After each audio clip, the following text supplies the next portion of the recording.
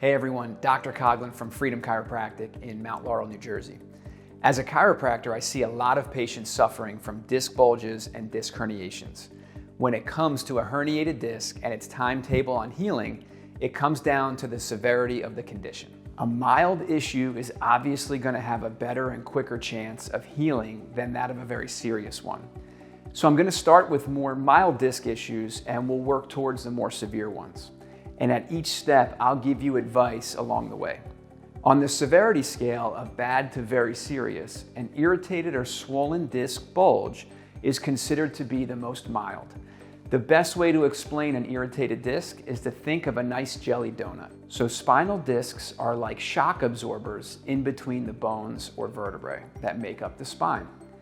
Now the center of the disc is called the nucleus pulposus, and that's the jelly-like center. The tough outer layer is called the annulus fibrosus, so that would be the donut's crust. When discs are put under stress, they can become compressed and tear. Let's think back to the jelly donut. If you were to press your hand down on it, pressure builds up in the jelly center and the compression causes the disc to flatten and bulge out. This is exactly what happens to your spinal discs and how they will bulge out. A large amount of bulging discs will not be severe enough to press onto the nearby nerves, which would cause that classic pinch nerve that results in sharp shooting pains like sciatica. If you're in this spot with no shooting nerve pain, the prognosis is usually very good. A lot of back injuries are not complicated, and if treated properly, they're likely to repair and heal relatively quickly.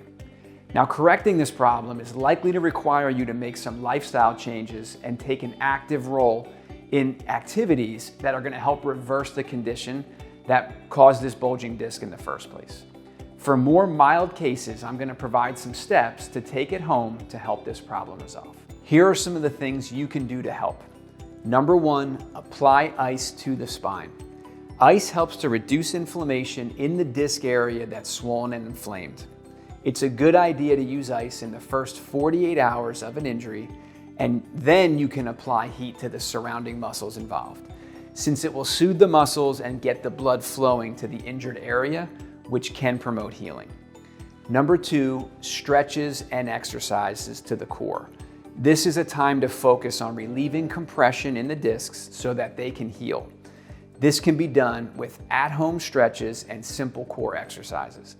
If you need some good examples, I'll leave a link in this video's description to another video that gives some really simple, effective stretches and exercises for the lower back and neck. Number three, get extra sleep. Your body heals while it sleeps, so when you're injured, getting extra sleep can be a big help. Number four, avoid overdoing it. Overuse of your body, especially the affected area, can make your problem worse. Likewise, reducing your use of the affected area that's injured can make the problem better. Let pain be your guide.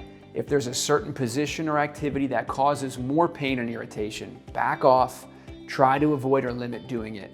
No pain, no gain does not apply here. Number five, stay active. Light activity is going to be very important, such as walking, to keeping the muscles and joints moving. Do not think that bed rest is going to help. Inactivity, like bed rest, actually causes the muscles to tighten up and become more stiff. That's why being in a position for too long and then having to move isn't the best feeling. Number six, do spinal traction at home. They make cervical and lumbar traction devices that can be used at home to help mild disc issues to heal faster and provide some much needed relief.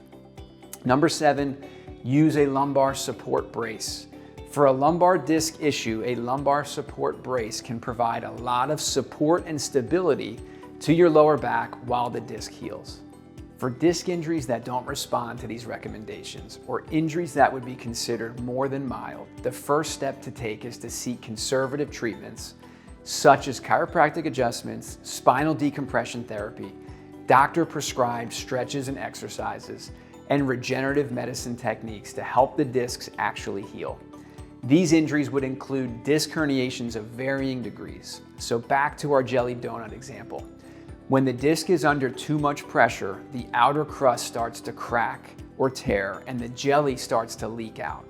A disc herniation is more severe than a disc bulge because the disc pressure is so great it causes a tear in the annulus fibrosus, that outer layer, and material shoots out and presses onto nearby nerves.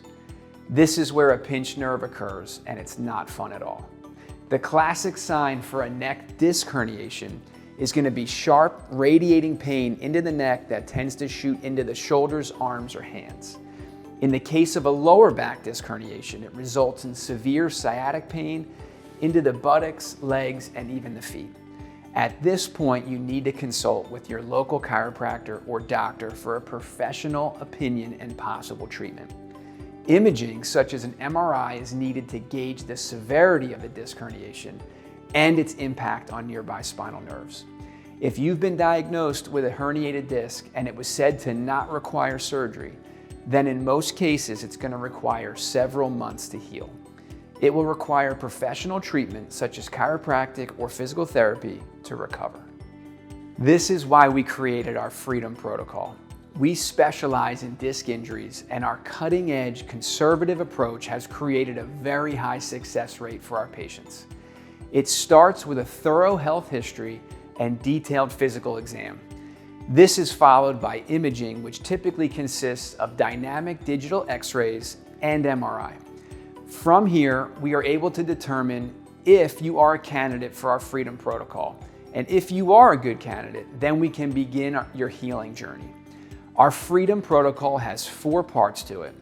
Number 1 is specific, gentle chiropractic adjustments to help restore proper motion back to your spine. Number 2 is Spinal Decompression Therapy to reduce the pressure on your discs. Number 3 is SoftWave Tissue Regeneration Therapy to help heal the damaged disc tissue by providing increased blood flow and your body's own stem cells to the damaged discs. Number 4, doctor-prescribed home care. This would include stretches, exercises, and home traction. Under proper care, the average amount of time to heal usually falls between 3 and 6 months, depending on the severity of the disc herniation. There are rare occasions when spinal surgery is necessary. In these severe cases, there's just too much damage for the disc to heal on its own. So if there is a need for more invasive treatments to help you, we will make sure that you are placed in the best hands available. I hope this video helped answer some questions about disc herniations and their ability to heal. We look forward to the opportunity to serve you.